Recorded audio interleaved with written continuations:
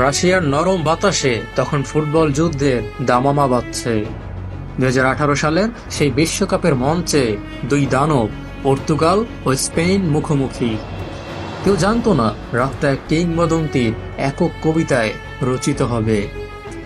মাঠে নেমেছিলেন Cristiano Ronaldo, চোখে লোহিত শিখার দীপ্তি, পায়ে বজ্রের গতি।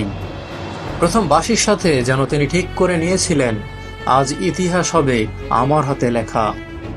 ম্যাচের ষষ্ঠ মিনিটে বুদ্ধির ঝলকে আদায় করে নিলেন পেনাল্টি।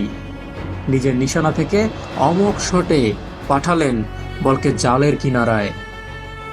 1-0 ব্যবধান। শুরু হলো রোনালদোর রক্তমাখা মহাকাব্য। কিন্তু স্পেন হাল ছাড়েনি। তারা ফিরে এসেছিল, গোল করেছিল। তবে রোনালদো কি কাউকে তার গল্পের নায়ক হতে দেবেন? 32 মিনিটে আরেকটি ঝড়। দূর থেকে এক শটে আবারও বিদীর্ণ করলেন স্পেনের রক্ষণ। 2-1 ব্যবধান। তিনি যেন বলেছিলেন, আমি আছি।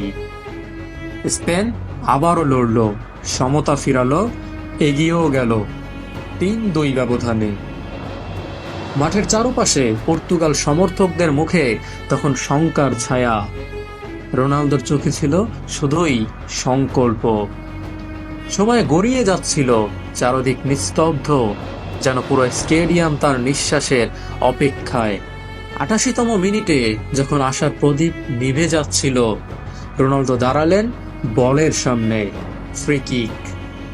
দূরত্ব বড়, বাধা অনেক, কিন্তু তার পায়ে যেন অলৌকিক স্পর্শ। ছুটে এলো শট, বল বেঁকে গিয়ে ভাসতে ভাসতে স্পেনের গোলরক্ষক দিগিয়াকে বোকা বানিয়ে জালে ঝাঁপিয়ে পড়ল। 3-3 গোল ব্যবধান। মাঠে তখন কেবল এক নাম, এক গান, রোনালদো, রোনালদো।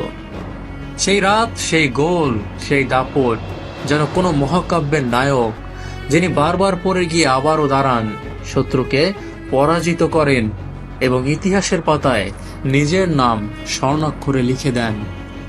রোনালদো সেদিন শুধু ম্যাচ বাঁচাননি, তিনি এক জীবন্ত কিংবদন্তির ব্যাখ্যা লিখেছিলেন বিশ্ববাসীর হৃদয়ে। সেদিন ফুটবল এক মুহূর্তের জন্য থমকে গিয়েছিল। রাশিয়ার রাত হয়ে উঠেছিল রোনালদোর রাজসভা। এখনো যেখানেই ফুটবল প্রেমিকের হৃদয় ধকধক করে, সেদিনের সেই গল্প বাতাসে ভেসে আসে একজন মানুষ, এক যুদ্ধ, এক কবিতা, ক্রিস্টিয়ানো রোনালদো।